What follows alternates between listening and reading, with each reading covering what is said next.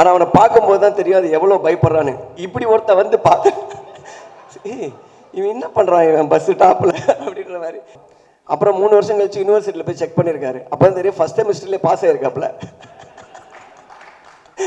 அந்த எக்ஸாமை பாஸ் ஆன எக்ஸாம் 6 வாட்டி எழுதுன ஒரே ஆள் இவன் தான். ஸோ இதெல்லாம் தெரிஞ்சதுக்கப்புறம் அவன் உங்கள் ஃப்ரெண்டாக இருக்கும்போது அவனை எல்லாருக்கும் வணக்கம். சினீஷ், இது 3வது படமா எத்தனாவது படம் சினீஷ்? 5ஆ? மீதி 3 படம் என்ன சினீஷ்? இல்லை ஃபஸ்ட்டு நான் வந்து கிளாஸ்மேட் அவன். காலேஜில் நான் ஃபஸ்ட்டு அவனை பார்க்கும்போது எப்படின்னா ரோட்டில் தான் பார்த்தேன். ஏன்னா நான் காலேஜ் போயிட்டு இருந்தேன். அப்போ இவன் வந்து பஸ்ஸு மேலே டாப்பு, அதாவது என்னென்னா அப்போ காலேஜ் படிக்கும்போது எல்லாருமே இந்த பஸ்ஸு டாப்பில் வரதெல்லாம் ஒரு கெத்தாக நினச்சி ஒன்று பண்ணுறதில்ல நம்மளால ஒருத்தன். ஆனால் அவனை பார்க்கும்போது தான் தெரியும் அது எவ்வளோ பயப்படுறான்னு.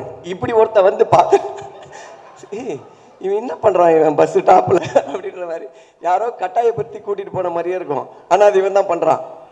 அதுக்கப்புறம் சரி ஓகே இப்படிலாம் இருப்பாங்க போல் காலேஜில் நினச்சி போய் கிளாஸில் உட்காடுறேன். பார்த்தா பக்கத்தில் ஒருத்தன் வந்து உட்காடுறாட்டி இவனை அங்கே பார்த்தா அதே ஆள் தான் இவன் வந்து உட்காடுறான்னா. நீங்கள் தானே அது மேலே ஆமாம் எப்படி இருந்துச்சு, நல்லா இருந்துச்சு சொல்லி. ஸோ காலேஜ்லேருந்து ரொம்ப புரட்சி தனமாக ஏதாவது யோசிச்சுட்டே இருப்பான். தனியாக போய் ஒரு நாள் ஒரு பையன் வரான். கீழே மச்சான் கீழே வந்து யாரோ போராட்டம் பண்ணுறாங்க அப்படின்னா. காலேஜில் என்ன போராட்டம், யாருன்னா இவன் தான்டா சினீஷ் தான் போராட்டம். கீழே போய் பார்த்தா தனியாக நின்றுட்டு இருக்கான். தனியாக நின்றுட்டு எதுவும் மொத்தமாக மாற்ற சொல்கிறான். காலேஜ் டைமிங்கை மாற்ற சொல்கிறானா என்ன மாற்ற சொல்கிறான் யாருக்கு தெரியல. என்னென்னமோ பேசுகிறான். மேலே இருந்து பசங்க சி வா மேலே எங்களை பார்த்து முறைக்கிறான். மேலே பார்த்து முறைச்சிட்டு அதுக்கப்புறம் மேலே என்னென்னமோ கூப்பிட்றோம். அதுக்கப்புறம் மேலே வந்து திட்டுறான். ஏன்டா ஒருத்தர் இறங்கி யாராவது ஒருத்தர் ஆரம்பிக்கணும்னு ஆரம்பித்தேன், நீங்களாம் வரணும்ல, எங்கே வரணும், இருடா வாடா உட்காரான்னு சொல்லி அப்போத்துலேருந்தே சொல்லிவிட்டு என்னென்னா நமக்கு என்ன ஒப்பீனியன்னா கன்ஃபார்மாக இது வந்து வேலைக்கு ஆகாது, பெஞ்சை மாற்றிட்டேன், இதுக்கப்புறம் இவன் பக்கத்தில் உட்காரக்கூடாது சொல்லி. ஆனால் அதுக்கப்புறம் நாங்கள்லாம் காலேஜ் அந்த சொல்லிவிடுவா. என்னென்னா என் ஃப்ரெண்டு ஒருத்தர் இருக்கா சத்யான்னு சொல்லி. அவன் என்ன பண்ணிட்டான், நாங்கள் ஃபஸ்ட்டு செமிஸ்டரில் எழுதின ஒரு சப்ஜெக்ட் வந்து எல்லாருக்கும் ரிசல்ட் வந்துடுச்சு.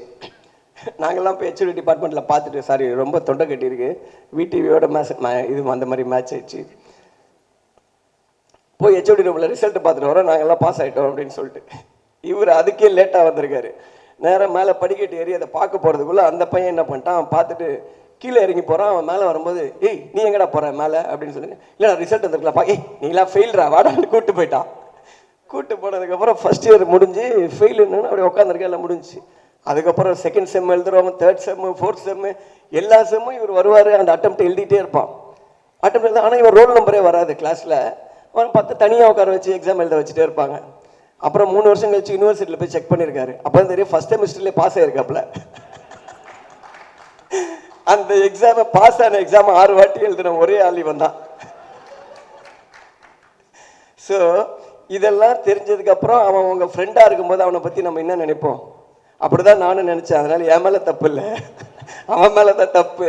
பட் அதையும் தாண்டி இன்னைக்கு வந்து 5 படம் மச்சான், 5 படம் எடுத்துட்டா. இப்போ 5வது படம் தானே டைட்டில், சூப்பர் ஹீரோ வச்சுருக்கேன். அந்த படம் வந்து ரொம்ப நல்லா போகும். எப்படி இப்போ இதில் இன்னொரு எனக்கு பெரிய ரீசெண்ட் அதிர்ச்சி வந்து அந்த நேஷ்னல் அவார்டு வாங்கும்போது தான். அதாவது அதை அனௌன்ஸ் பண்ணும்போது பார்த்தேன், சினீஷ்னு எத்தனை பேர் இருக்காங்க ஊரில், இவன் மட்டும் தான் இருக்கான் நமக்கு. அப்புறம் பார்க்கும்போது தெரிஞ்சிச்சு. சும்மாவே வந்து எப்படின்னா ரொம்ப ஒரு இதுவாக தான் பேசுவான். நீ பாடுறா, நீ ஃபோன் பண்ணி எதாவது ரேண்டமாக திட்டுறது இதெல்லாம் பண்ணிட்டு இருந்தான். அன்றைக்கி ஃபஸ்ட்டு அதை அனௌன்ஸ் பண்ணும்போது கொஞ்சம் ஒரு மாதிரி தான் இருந்துச்சு. ஏன்னா இதுக்கப்புறம் காலம் ஃபுல்லாக இவன் இதை சொல்லுவான், இவனை எப்படி நம்ம டீல் பண்ண போகிறோம் அப்படின்னு சொல்லி. பட் ஆனால் பரவாயில்ல, அன்றைக்கி தான் வந்து அவன் முதல் வாட்டி ஒரு தன்மையாக பேசுகிறான். எப்போவுமே அப்படியே அந்த பஸ்ஸு டாப் மாதிரியே பேசுவான். அன்றைக்கி பேசும்போது சரி ஏதோ திருந்திட்டான், பயம் வந்திருக்கு போல் அப்படின்னு சொல்லிட்டு அதோட அக்ரிமெண்ட்டை சொன்னான். இந்த படத்துக்கு நேஷனல் அவார்டு வாங்கினா நான் தான் போய் வாங்குவேன்னு சொல்லி நான் அப்போயே போட்டுற மச்சான், அதை நினச்சி எனக்கு ரொம்ப பெருமையாக இருக்குன்னா. எனக்கும் நானும் சொன்னேன், எனக்கும் ரொம்ப பெருமையாக இருக்குடா, இன்னையோட நீ எனக்கு ஃபோன் பண்ண மாட்டேன் எனக்கு தெரியும், இவன் ஏதோ காட்டில் கத்திட்டு இருந்தேன். ஸோ அப்பத்துலேருந்து வந்து ஆளை பாருங்கள், இன் பண்ணுறான், பின்னாடி கை கட்டுறான், வெக்கப்படுறான். ஸோ இந்த மாதிரி இருக்குது. இப்போ 2 படம் அனௌன்ஸ் பண்ணி இன்னொரு படம் இனிமேல் தான் தெரியும்ல. 2 படம், இன்னும் 10 படம், நிறையா படம் பண்ணி நல்லா இருக்கணும் சினிஷ். ஒன்று இன்வெஸ்டர்ஸ் 2 பேரை காமிச்சாரு. ஒருத்தங்க துபாயில் இருக்காங்க, ஒருத்தங்க ஆஸ்திரேலியா இருக்காங்க. உள்ளூரில் யாரும் இல்லை பார்த்தீங்களா? இல்லை, சும்மா டிப்ஸு தான். ஆனால் பட் நான் பாருங்கள், அவன் ஃபாரின் வரைக்கும் வேறு மாதிரி பண்ணுவான். ஸோ இந்த படம் நல்லா வரணும்னு சொல்லிட்டு எல்லாரையும் கேட்டுக்கிறேன். All the best Dinesh. Thank you so much. கிளாஸில் பிட் எடுத்து உட்காந்து டீச்சர் பார்க்குற மாதிரியே இருக்குது. என்ன சவுண்டெலாம் வருது?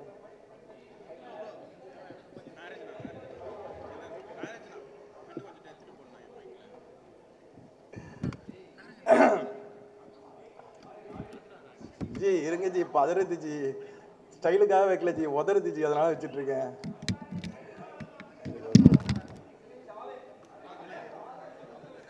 ஓகே,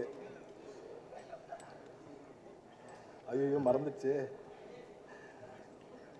இங்கே வந்திருக்கிற press, media, friends, family, guest எல்லாருக்கும் வணக்கம்.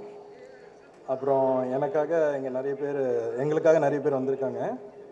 Starting with Nelson.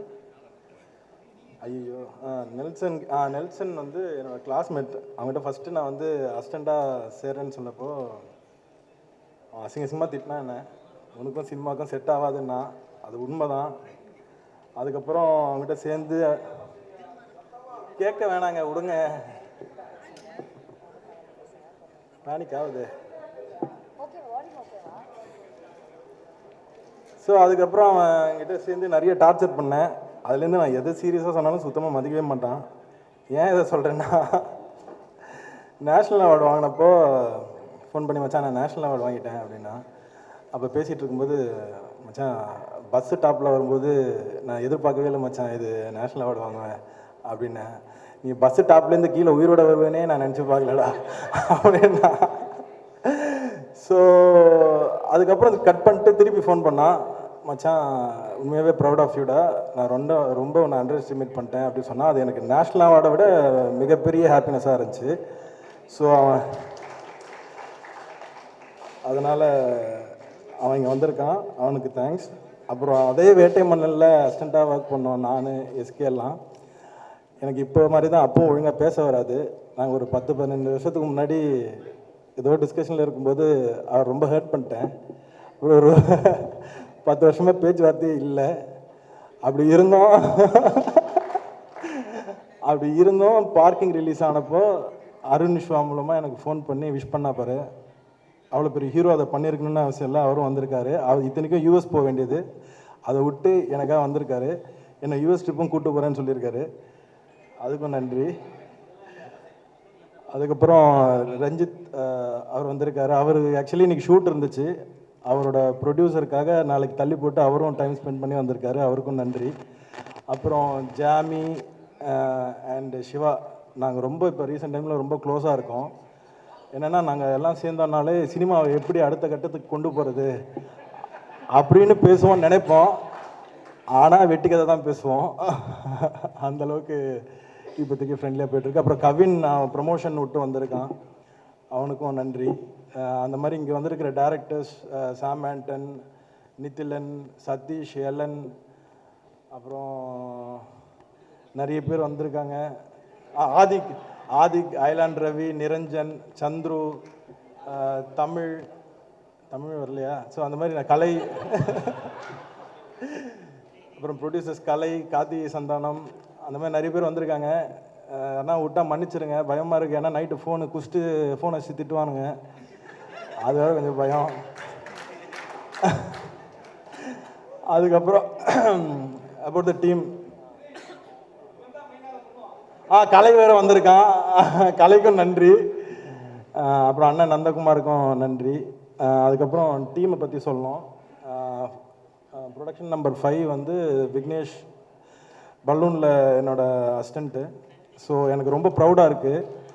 ஏன்னா பலூனில் என் கூட 4 பேர் ட்ராவல் பண்ணாங்க அசிஸ்டண்ட்டாக. 3 பேரை நான் டேரக்டர் ஆக்கிட்டேன். 3வது இவன், இன்னும் ஒருத்தன் தான் இருக்கான், அவனும் சீக்கிரம் டேரக்டர் ஆகிடுவான். ஏன்னா நான் பலூன் முடிச்சுட்டு ஏதோ ஒரு விஷயத்துக்காக எனக்கு தெரிஞ்ச ஒரு ஃப்ரெண்டுக்கு வந்து ஃபோன் பண்ணேன், எனக்கு ஒரு ஆர்டிஸ்ட் கிட்ட நரேஷன் வேணும் என் அசிஸ்டண்ட்டுக்கு அப்படின்னு சொல்லி.